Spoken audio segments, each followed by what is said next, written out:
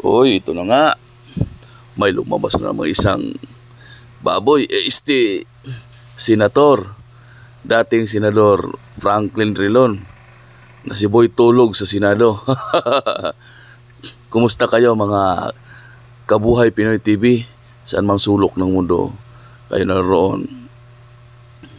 Ngayon, panoorin natin at pakinggan ng maayos itong mga paliwanag ni dating Senador Franklin Drilon sa mga budget na pinagbabawas, pinagkakaltas at kung ano-ano pang isyo sa budget ng Pilipinas.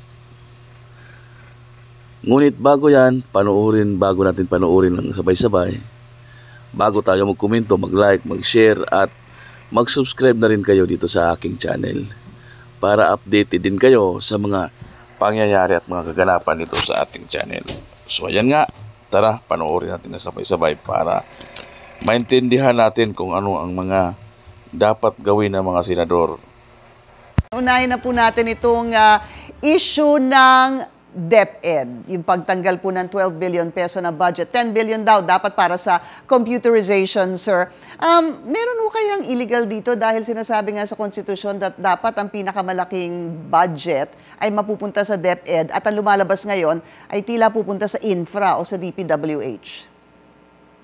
Sa pagkaalala ko, Pinky, ang utos ng ating saligang batas ay ang sektor ng edukasyon ang dapat may pinakamataas na budget.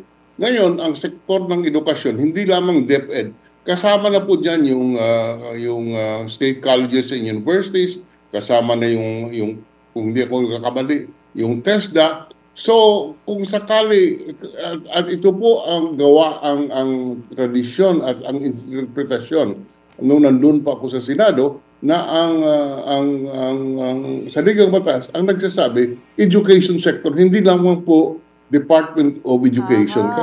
Okay. Kaya, sa aking tingin, defensible po yung ginawa. Ngunit, hindi po ako sang-ayon na dapat bawasan yung budget ng education at kailangan po natin, malaki ang ating problema sa hanay ng edukasyon. Ang ating mga kabataan, mga estudyante po, 10 taon hindi marunong magbasa o doon sa isang exam, sa isang worldwide review, hindi ko alam, kulela tayo. So, we really need funding for the education sector. Regardless of the constitutional provision, kailangan po natin na punduhan ng ating sektor sa edukasyon. Kaya nga po tila sumama ang loob ni dating Senator at ngayon Secretary ng DepEd na si Sani Angara dahil sabi nga niya dapat daw i-bridge itong tinatawag na digital divide,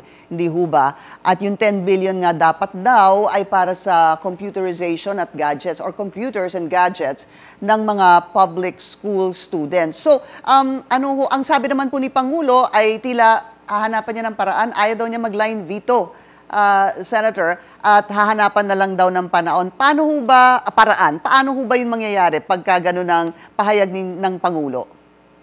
May kapangyarihan po ang Pangulo na gawan bigyan ng pondo ang DepEd. Paano po kapangyarihan po ng Pangulo na hindi mag-release ng item sa budget?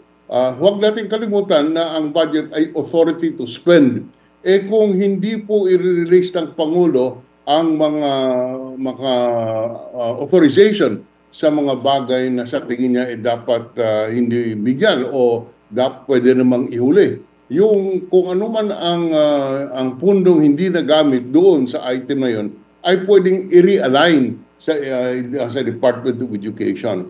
So, mayroon pong sapat na kapangyarihan ang Pangulo para mabigyan po ng solusyon itong nangyari sa budget ng Department of Education. Senator Drilon, ito pong lumubong pondo ng DPWH, lampas na daw ng 1 trillion ang magiging budget para sa DPWH. Ano ho ang inyong sentimiento o reaksyon hinggil dito? Yan pwede pong magkaroon ng line item dito ang Pangulo. Tingnan po niya ng gusto kung saan ba masyado namang malaki ang dinagdag ng ating mga kongresista at mga senador. Dahilan po pagsabit ng budget ng Pangulo, ang mga infrastruktura ay nakalaan po, nakadefine po yan. Very specific. Yung tulay dito, yung kalsada doon, lahat po yan naka-enumerate doon po sa National Expenditure Program. Ang nangyayari, dinadagdagan ng ating Kongreso at ng ating Senado yung pundo para sa mga project sa DPWH. Hindi po kasama sa National Expenditure Program, kaya po nababawasan ibang items sa budget. May kapangyarihan po ang Pangulo na i-line item veto itong mga projects na hindi kasama sa original President's Budget or National Expenditure Yung Program. NEP, opo, na hindi kasama doon sa NEP. Senator, mabilis lang po, no? Ano ang inyong reaksyon dito sa zero budget sa PhilHealth? Ang sabi nga nila, meron naman daw kasing 600 billion pesos na pera ang PhilHealth, kaya hindi muna bibigyan ng budget. Tama ho ba ito? Tama po yan. Dahilan sa hindi kailangan. Kung hindi, ang implementasyon ng PhilHealth officials ay talagang malaki ang question na pwede nating ilabas. Halimbawa, ito may pundo ngayon. I think kung hindi ako nagkakamali, ang balita, 700 billion in reserve funds. Dapat bayaran nila yung mga dapat itaas nila yung benepisyo under PhilHealth. Pangalawa, bayaran yung mga hospital kung saan bilyon-bilyon ang iutang at gumawa ng paraan para ma-computerize fully ang ating PhilHealth operation para po mas maiwasan yung mga fraudulent claims. Ngayon, sa ating balita po at may hawak akong dokumento, nagkaroon ng 137,766,000 na corporate expenditure budget, yung inapprove ng board or ng Pangulo ng Pag-ibig para po sa anniversary PhilHealth. party nila. 137,766,032 pesos. Sa akin po, this is immoral, this is indecent. Dapat po utusan ng Pangulo ang DBM na reviewin yung corporate budget ng DBM, ng PhilHealth. At alisin itong 137 million because this is immoral and indecent. Opo. Senator, ang sabi po ng PhilHealth dyan, meron silang tugon at yan daw ay kanilang proposal pa lamang daw. So, makakausap po namin ang PhilHealth maya-maya at tatanungin po namin yan. Isang mabilis na tanong na lang po. I hope you don't mind, no, Senator, while you're on Zoom. Ito pong AKAP, yung ayuda para sa kapos, ang KITA program, tuloy ho kasi yung alokasyon nito sa 2025 budget. Ano po ang masasabi niyo rito? Kasi meron pong iba na nagsasabi para daw itong pork barrel. Tama po yan. Sa akin, yan po ay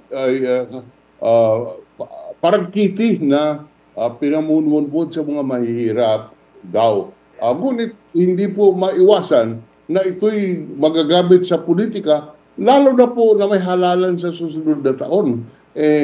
Hindi naman po tayo inosente sa pamumulitika. Ito po'y talagang pwedeng gamitin sa susunod na taon para sa pamumulitika ng mga kandidato.